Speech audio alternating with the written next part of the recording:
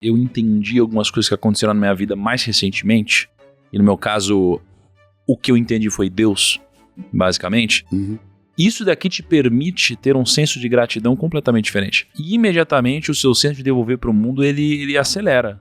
Esse momento ele é antecipado. Então, eu reconheço que muito do que eu estou fazendo hoje, eu só consigo fazer por alguns talentos que eu recebi e por ocasiões, situações que apareceram e aconteceram na minha vida. Logo, eu tenho uma responsabilidade muito grande de trazer isso de volta.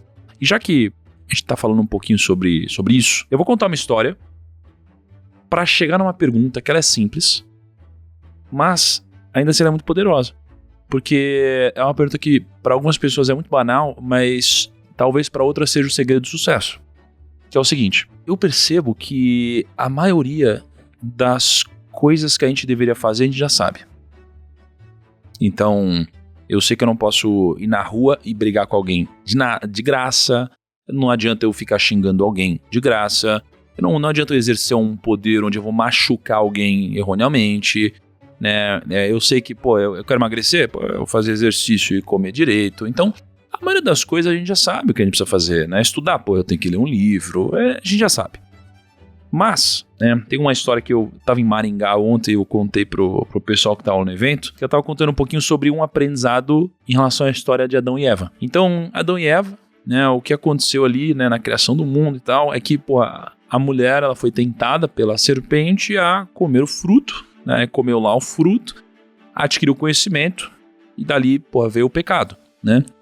E nesse momento, né, Deus estava procurando por Adão, falou, Adão, cadê você? Né? E o Adão estava se escondendo ali. E aí Deus falou assim, Adão, por que você está se escondendo? Aí Adão disse assim, eu estou me escondendo porque eu estou nu. E aí Deus perguntou, mas quem disse que você está nu? Então perceba, ele estava nu até aquela hora.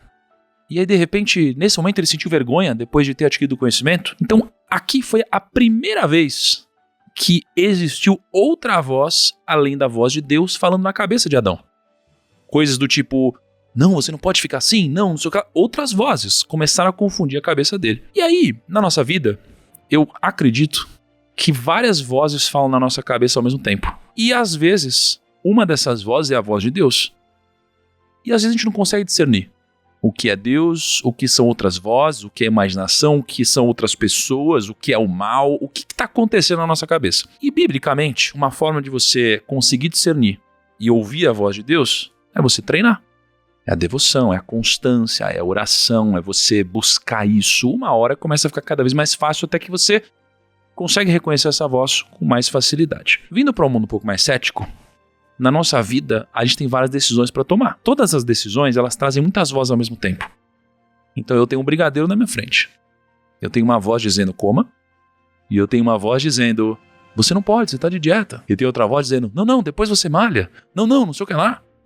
Então todas as decisões da nossa vida têm várias vozes ao mesmo tempo. Então a pergunta que eu te faço é, por mais que racionalmente seja óbvio, na prática nunca é. Então como discernir entre a voz na minha cabeça que eu devo ouvir e aquela que de fato eu costumo seguir? Olha, Tiago, é muito gostoso te ouvir falar e falar, enfim, desse teu lado espiritual. Falar de que você sabe já muitas coisas do que você tem que fazer.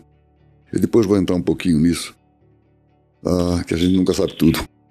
Mas depois a gente chega nessa. Agora, quando você fala, eu concordo com você.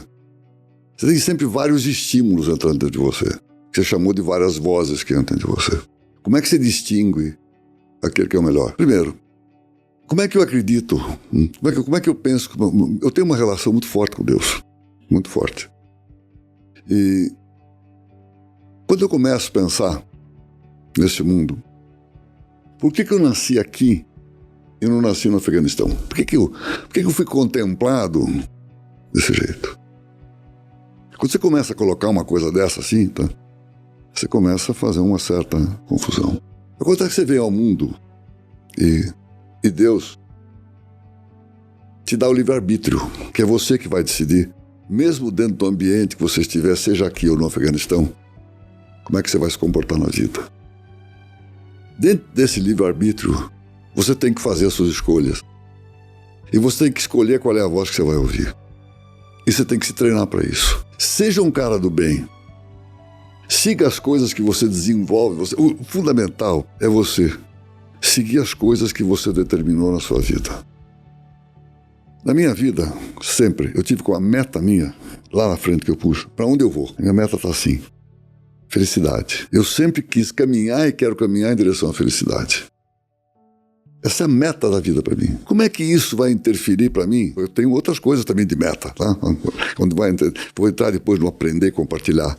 Mas como é que a felicidade vai me decidir se eu como brigadeiro ou não como brigadeiro? Claro que vai. Porque você vai decidir entre a felicidade momentânea e a felicidade maior. Você comeu brigadeiro? Que gostoso. Comi, ele dá uma delícia. Dali um pouquinho vai dar um sentimento de culpa. Putz, eu sei que eu tô gordo, eu sei que eu tô... Esse livre-arbítrio, você tem que exercitar. E a maneira de você exercitar é ser o seguinte: eu caminho em direção à felicidade. Você está aqui nas coisas que você está fazendo, com todo o sucesso que você, os meninos aqui estão tendo, tá? Tem como meta tudo que eu faço. Minha meta principal, eu quero ser feliz. E decide quantos brigadeiros você quer comer. E decide quantos que vocês querem trabalhar aqui. E decide quantos vocês querem fazer coisas para os outros. Você põe como rumo. Porque, veja, a própria satisfação do que vocês estão fazendo, não apenas ganhar dinheiro, a realização do que vocês estão fazendo. Falando com os primos, falando com gente. E sentindo que essas pessoas interagem com vocês, te valorizam. Essa é felicidade, cara. É felicidade que não tem dinheiro que pague. Claro que tem que ter dinheiro, estou trabalhando aqui, pô. Não tem que trabalhar de graça, pô. Tá. Tem que ganhar dinheiro também. Mas, pô, e essa turma aqui? Quantas pessoas tem? Quantos seguidores você tem, cara? Por que você tem seguidores? Porque o pessoal, achei engraçado que eu estava no nome primo. Não é isso. É pelo que você faz, pelo que você fala. Quando você vê isso, você tem que se sentir feliz, cara. Exercita o rumo na tua vida de ser feliz. E decide depois se você vai comer o brigadeiro ou não vai comer o brigadeiro, pô. Ou quanto você vai comer, pô. Quando você pensa em Deus, cara, pensa que Deus te colocou no mundo, te abençoou, mas te deu o livre-arbítrio, cara. Agora, cara, é com você.